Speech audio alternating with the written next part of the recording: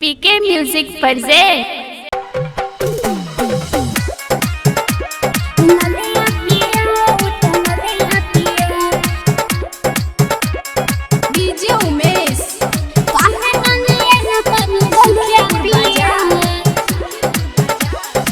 हमरा से सजनी काहे बहारू रूसल, खाना पीना छोड़े के 3 दिन से सूतल।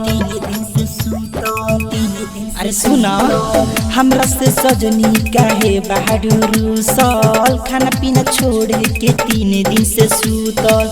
हमरा से मुंह फूलैले बाड़ू का, हमरा से मुंह फूलैले बाड़ू का।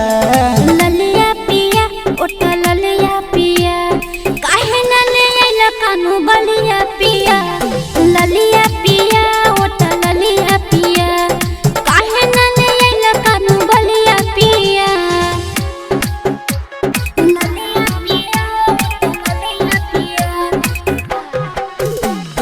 डीजे उमेश। ललिया पिया ओटा सुखीपुर बाजार,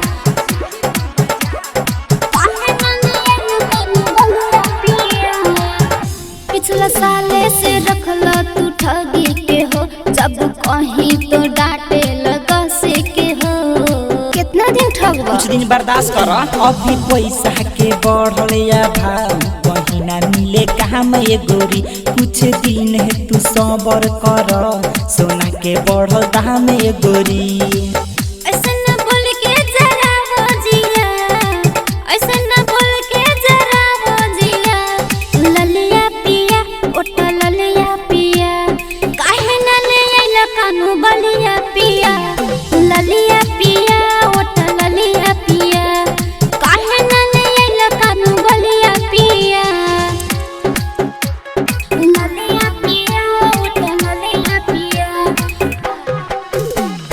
डीजे उमेश। ललिया पिया ओटा सुखीपुर बाजार, काहे न ले आइला कानू बलिया पिया। ठीक कहीं त लागेला दुखे सजन, तोहरा से निमन बाय अकेला पवन। बुझल कि ना? बुझ गई हो। सुन हमर कबूतरी सोना, करब नाही हम माना। सब कुछ ठीक होके दहो, देहब कन बलिया बना। ऐसे न तू हुकाव जिया, ऐसे न तू हुकाव जिया। ललिया पिया ओटा ललिया पिया, काहे न ले आइला कानू बलिया पिया। ललिया पिया ओटा ललिया पिया, काहे न ले आइला कानू बलिया पिया। पीके रिकॉर्डिंग स्टूडियो जितपुर बारा नेपाल।